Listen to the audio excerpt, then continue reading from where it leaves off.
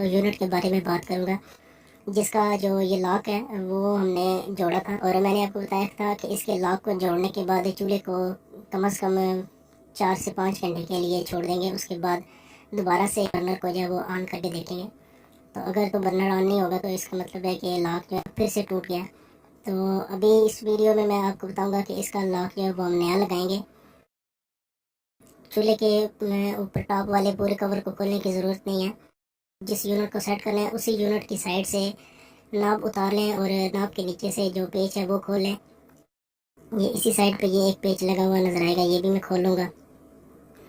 इस पेच को खोलने के बाद चूल्हे को उल्टा लेंगे और उसी साइड की यूनिट का ये जो ऊपर टॉप कवर है इसको तो पीछे खींच के चेक करेंगे कि ये अपनी जगह से हटा है या नहीं। तो उसके बाद यूनिट को जो है वो मेन सप्लाई वाला जो पाइप है इससे अलग कर लेंगे।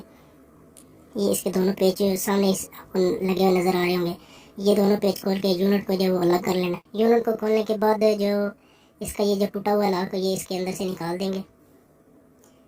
तो इसके ये लॉक के टूटने की वजह ये है कि इसके अंदर ये जो कोन होती है, जिसके कोन के अंदर जो इसके सिरे जो बैठे हुए होते हैं, ये कोन है, ये जब अंदर जाम हो जाती है यूनिट के अंदर तो ये लॉक के ये जो किनारे इसके अंदर बैठते हैं ये टूट जाते हैं।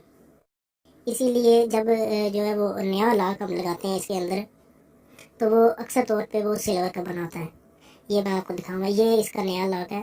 तो ये काफ़ी मुश्किल से मिला है मार्केट से। ये नया लॉक जो है ये सिल्वर का बना हुआ है सांचे की मदद से। तो लॉक को लगाने से पहले इसकी कोन जो है ये कोन जो है इसको अच्छे तरीके से साफ़ कर लेना है।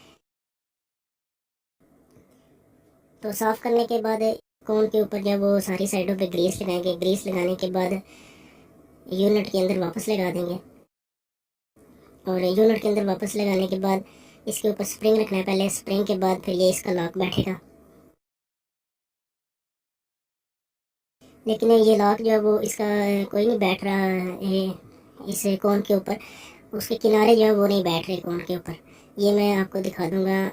ये देखने ये किनारे जो है वो इसके अंदर कोई नहीं बैठ रहे कोन के अंदर, क्योंकि मैंने बताया कि ये जो है वो सांचे की मदद से तैयार किया जाता है लॉक। तो थोड़ी बहुत कमी बेशी रह जाती है इसके अंदर। इसका ये जो पहले वाला लॉक है जो टूटा हुआ है, इसके किनारे जो है वो इससे थोड़े से पतले हैं और ये जो नया लॉक है सिल्वर वाला इसके किनारे थोड़े से मोटे हैं। इसके किनारों को रेती की मदद से थोड़ा सा रगड़ के पतला कर लेंगे ताकि ये कोन के अंदर बैठ जाए। और यूनिट के अंदर से कोन निकाल के वो मैं सामने रख रहा हूँ ताकि थोड़ा थोड़ा रगड़ने के बाद इसको दोबारा से जो है वो कोन में बिठा के चेक करूँ।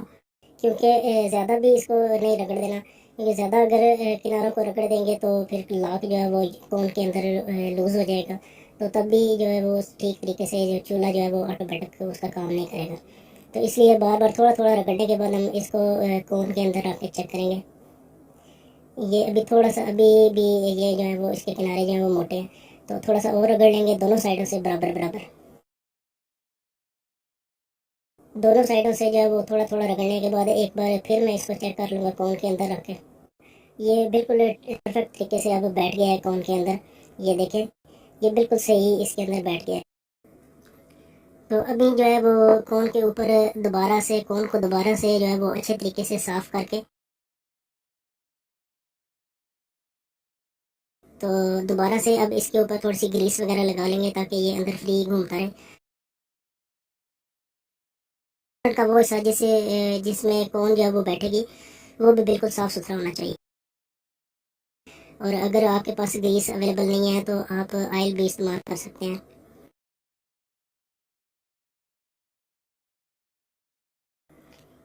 अब जो है वो इसका स्प्रिंग ऊपर रखेंगे कोन के ऊपर, या उसके बाद फिर ये लॉक बिठाना है इसके ऊपर। कोन को बिठाने के बाद ऊपर स्प्रिंग और स्प्रिंग के ऊपर फिर ये लॉक। लॉक का जो ऊपर वाला हिस्सा है इसके अंदर ये जो स्पिंडल होता है यूनिट के दूसरे हिस्से का, ये जो सीधे हाथ में है ये वाला, ये भी लॉक के अंदर अच्छे तरीके से बिठाना है। तो ये बिल्कुल आपने ध्यान से देख लेना है। तो लॉक को अच्छी तरह से बिठाने के बाद जो है वो यूनिट को हम बंद कर देंगे। यूनिट को इस तरीके से अब जो है वो बंद करने के बाद ऊपर इसके पेच जो है वो वापस लगा देंगे और यूनिट को मुकम्मल तौर पे बंद कर देंगे। यूनिट को बंद करने के बाद ये ऑटो की तार भी वापस लगा दें इसकी जो है वो टिप के साथ, और इसकी नाब लगा के 2-3 दफ़ा इसको ऑन करके मैं देखूँगा कि इसका जो ऑटो है वो स्पार्क दे रहा है या नहीं दे रहा। क्योंकि अगर ऑटो स्पार्क नहीं करेगा तो ये ऑटोमेटिक ऑन भी नहीं होगा, तो इसलिए ये इसका ऑटो स्पार्क ज़रूर चेक करना है। तो इसका जो ऑटोमेटिक है वो स्पार्क भी दे रहा है। अब इसके ये जो कवर को थोड़ा सा पीछे खींच के यूनिट को वापस लगा देंगे, सप्लाई के साथ लगा देना है, गैस सप्लाई के पाइप के साथ। तो इसके जो दोनों पेच होंगे वो अच्छे से टाइट कर देने हैं। पेच लगाने के बाद जो चूल्हे की एक साइड से जो पेच उतारा था वो भी वापस लगा दूंगा, और ये जो पेच सामने से उतारा था ये भी मैं वापस लगा दूंगा।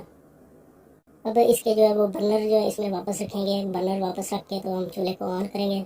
ये बर्नर को इस तरीके से आपने बिठाना है, बर्नर का जो सुराख होगा वो बिल्कुल इस तरह जेट के अंदर बैठेगा। इसके बाद इसकी जो नॉब है वो भी वापस लगा दें और चूल्हे को ऑन करें। अब ये देखें चूल्हा जो है वो ऑटोमेटिक जो ऑन भी हो गया, और इसका फ्लेम जो है वो नीचे से थोड़ा सा एडजस्ट कर लेंगे, और अभी थोड़ी सी लाइट कम करके इसका फ्लेम भी मैं आपको दिखा दूँगा।